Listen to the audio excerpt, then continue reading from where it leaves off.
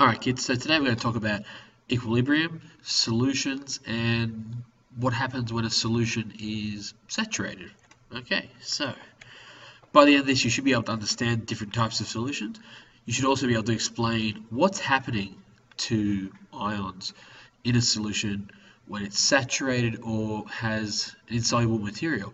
I also want you to be able to model ion movement. Now remember, generally we are talking about ionic substances dissolving. That's not the only way it happens. Okay, so solubility, what is it? Well, we know that solubility varies.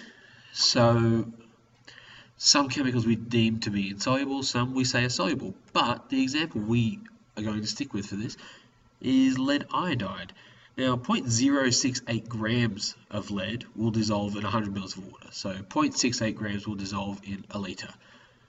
We therefore say it's insoluble. Now, that doesn't mean that none of it dissolves in. Some ions will still dissolve into the water. Okay, so what's going on?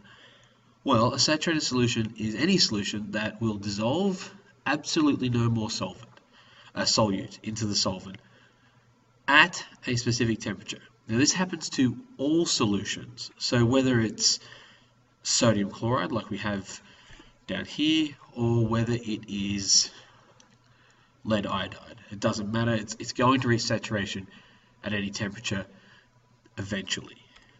Okay, so any solute that is added will remain solid. It won't dissolve. It will just stay where it is after that point. So the closer it is to being insoluble, the quicker it will become saturated. So basically, we can show dissolution with an ionic equation. We've seen this before, and it looks like this. Okay, so you've got sodium chloride goes in, and you get the sodium ion plus the chlorine ion, and as usual, you'll note that the phase is solid and aqueous on the product side. Okay, so ion movement. Let's talk about this. In a saturated solution, basically, it doesn't just sit there static. Okay, it's dynamic. So the ions continue to move, okay, and we see here like the ions are dissolving and depositing, there we go, back into the crystal, okay. So dissolution looks like this, we've done this before, and it's occurring at the same rate as deposition, which is the lead, well, it says silver chloride, but we'll go with the lead iodide. So the iodide and the lead coming in. Now they happen at the same rate. All right.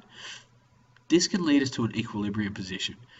Now, equilibrium is when the total concentration of ions stay the same, both through deposit. So the concentration of ions stays the same, and deposition and dissolution occur at exactly the same rate. Now, two things need to be remembered. It's a dynamic situation in a closed system. This means it needs to be sealed container so that the solvent can't evaporate, okay, because that would change the concentration. If the solvent evaporates, it would get more concentrated and more stuff would come out of solution. And it needs to be a constant temperature, because if the temperature goes up, more will be able to dissolve. And we can write this with this sort of equation, and it can be written either way. This arrow is actually written wrong. You'll write it like this, but there's no symbol for that on Microsoft, so in the ASCII key system. So what we have is we have lead iodide as a solid goes into, that should be up the top there, that 2 plus, goes into lead ions and iodine ions, but it also goes the other way at the same rate.